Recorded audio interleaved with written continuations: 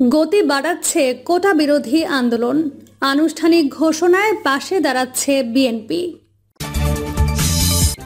এবং সর্বশেষ জানাবো, জয়ের মার্কিন ভিসা বাতিল হতে পারে বলছে ভারতীয় সংবাদপত্র।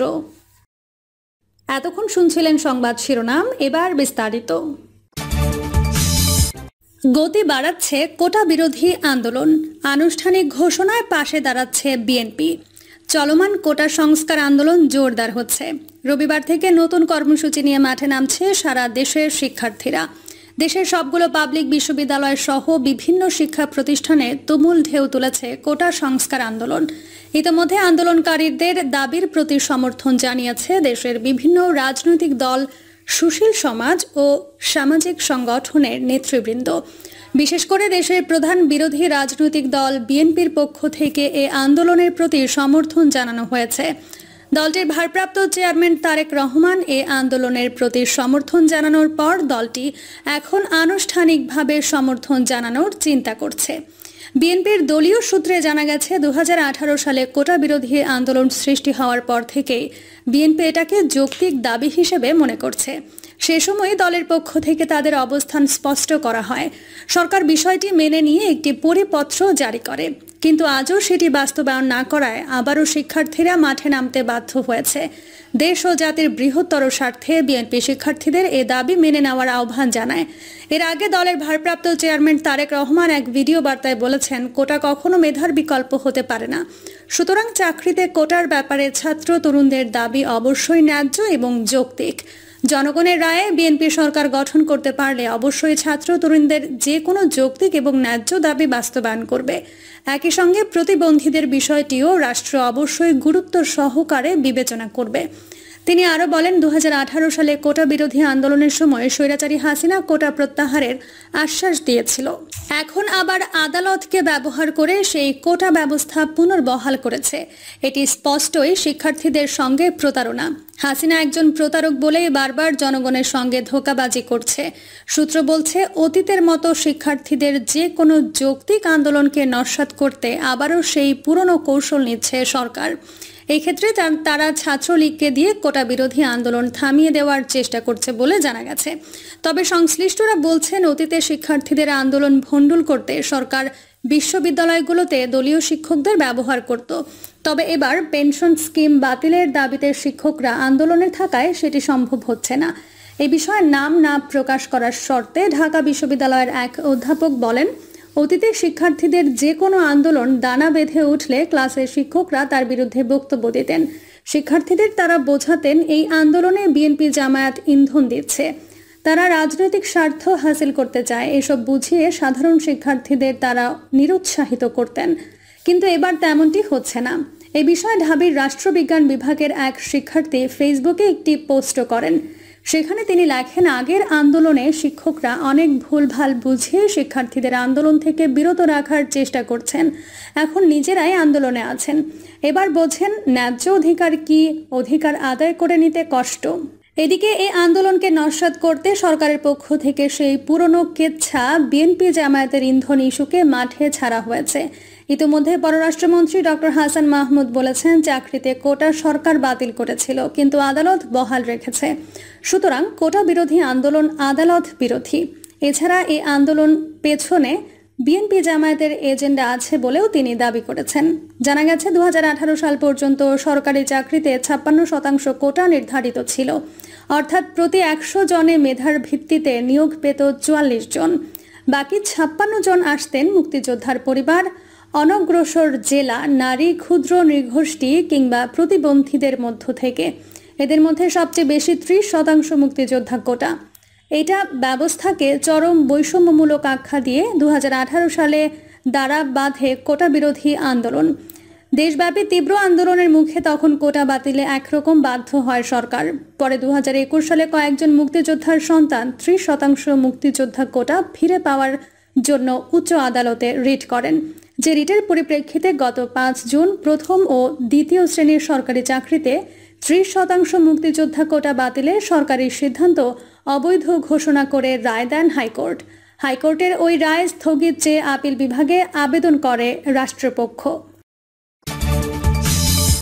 জয়ের মার্কিন ভিসা বাতিল হতে পারে বলছে ভারতীয় সংবাদপত্র। ভারতীয় একটি ইংরেজি সংবাদপত্রের রিপোর্টে সজীব ওয়াজেদ জয়ের মার্কিন ভিসা বাতিলের আশঙ্কা প্রকাশ করা হয়েছে। গত 27 মে বাংলাদেশে নির্বাচন নিয়ে মার্কিন ভিসা নিষেধাজ্ঞা ঘোষণার পর আরও যে সতর্কতা হাসিনা সরকারের জন্য রয়েছে তার মধ্যে জয়ের ভিসা বাতিল অন্যতম। শর্ত অনুসারে যুক্তরাষ্ট্র সরকার যে কোনো সময় এটা করতে পারে যদি তার বিরুদ্ধে যুক্তরাষ্ট্রের স্বার্থ ও নিরাপত্তা বিঘ্নিত করার পর্যাপ্ত অভিযোগ থাকে।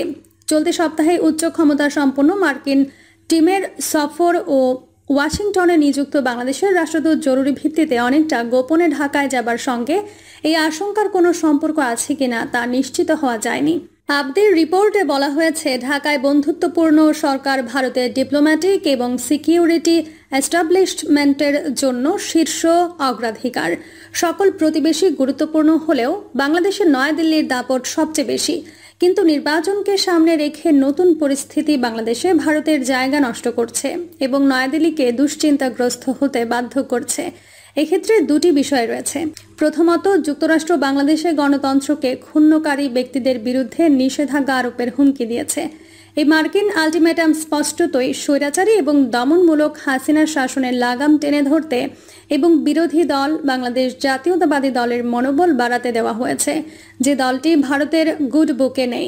দ্বিতীয়ত, পাকিস্তানপন্থী জামায়াতে ইসলামী 10 বছর পর প্রথম সমাবেশ করেছে, যা নির্বাচনী দৌড়ে নয়াদিল্লির জন্য অপ্রত্যাশিত নতুন জটিলতা তৈরি করেছে।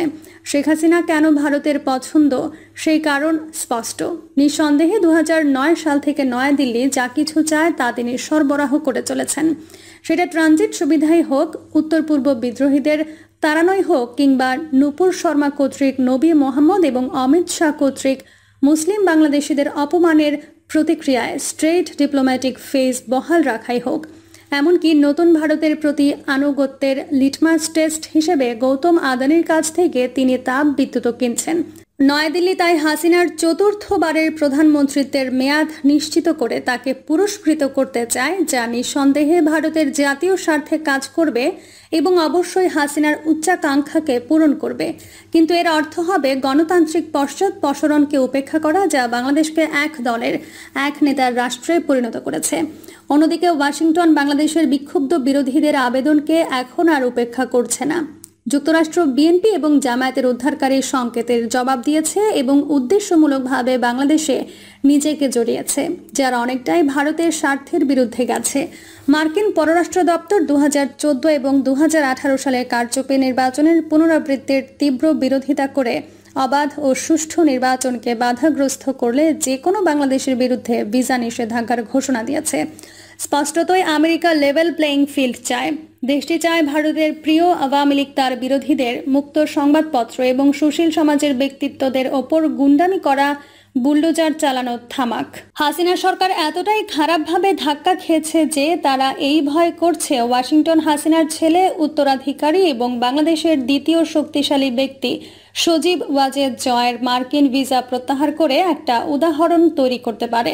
2021 সালের ডিসেম্বরে র্যাপিড অ্যাকশন ব্যাটালিয়ন র্যাব এর কমান্ডারদের বিরুদ্ধে মার্কিন নিষেধাজ্ঞার পর এই সত্যি খুব বড় একটি ধাক্কা হবে। উপরন্তু 2021 এবং 2023 সালে অনুষ্ঠিত বিশ্ব গণতন্ত্র সম্মেলনে যুক্তরাষ্ট্র বাংলাদেশকে আমন্ত্রণ জানায়নি। র্যাব কর্তৃক মানবাধিকার লঙ্ঘন, বিচার বহির্ভূত হত্যাকাণ্ড এবং গুম কমে যাওয়ার নিষেধাজ্ঞা থেকে শুরু করে মার্কিন তিরস্কারের প্রভাবে সাক্ষ্যই বহন করে। এর বিপরীতে ভারত তার সব ডিম হাসিনার ঝুড়িতে রেখে দিয়েছে। ফেব্রুয়ারিতে পররাষ্ট্র সচিব বিনয় কোয়াত্রা খোলাখুলিভাবে তাকে সমর্থন করে বলেছিলেন, ভারত হাসিনা এবং তার নেতৃত্বকে সম্পূর্ণ সমর্থন করে। প্রধানমন্ত্রী নরেন্দ্র মোদীর অতিথি হিসেবে সেপ্টেম্বরে G20 রাষ্ট্রপ্রধানদের সম্মেলনে যোগ দেওয়ার জন্য হাসিনাকে আমন্ত্রণ জানানোর পর কোয়াত্রা ঢাকায় উক্ত বিবৃতি দেন। এর আগে জানুয়ারিতে ভারতের সাবেক জুনিয়র পররাষ্ট্রমন্ত্রী MJ আকবরের কাছে বাংলাদেশ মার্কিন নিষেধাজ্ঞার শিকার কিনা জানতে চাইলে তিনি জবাব দিয়েছিলেন, শেখ হাসিনার সম্পর্কে ভারতে আমাদের নিজস্ব বোঝাপড়া হয়েছে। আমরা মনে করি তিনি বাংলাদেশে গণতন্ত্র পুনরুদ্ধার করেছেন। তার পিতা যেমন স্বাধীনতার লড়াইয়ে নেতৃত্ব দিয়েছিলেন। গত মাসে ঢাকায় সমাবেশ করতে জামায়াতে ইসলামীকে হাসিনা প্রশাসন কর্তৃক এগিয়ে যেতে দেওয়ার বিষয়টি অবাধ ও সুষ্ঠু নির্বাচনে বাধাগ্রস্ত করলে যুক্তরাষ্ট্রের ভিসা বাতিলের হুমকির সরাসরি ফলাফল। যুক্তরাষ্ট্রের প্রচণ্ড চাপের সুবিধাভোগী জামায়াত পাকিস্তানের সাথে এতটাই ঘনিষ্ঠভাবে মিশেছে যে নয়াদিল্লি দলটিকে সেই পুতুল হিসেবে বিবেচনা করে, যার সুতা আইএসআই এর লোকজন রাওয়ালপিন্ডিতে টেনে নিয়ে যায়। প্রিয় দর্শক, এই ছিল এখনকার সর্বশেষ সংবাদ। আপডেট সব সংবাদ পেতে চ্যানেলটি সাবস্ক্রাইব করে বেল আইকনটি ক্লিক করে রাখুন।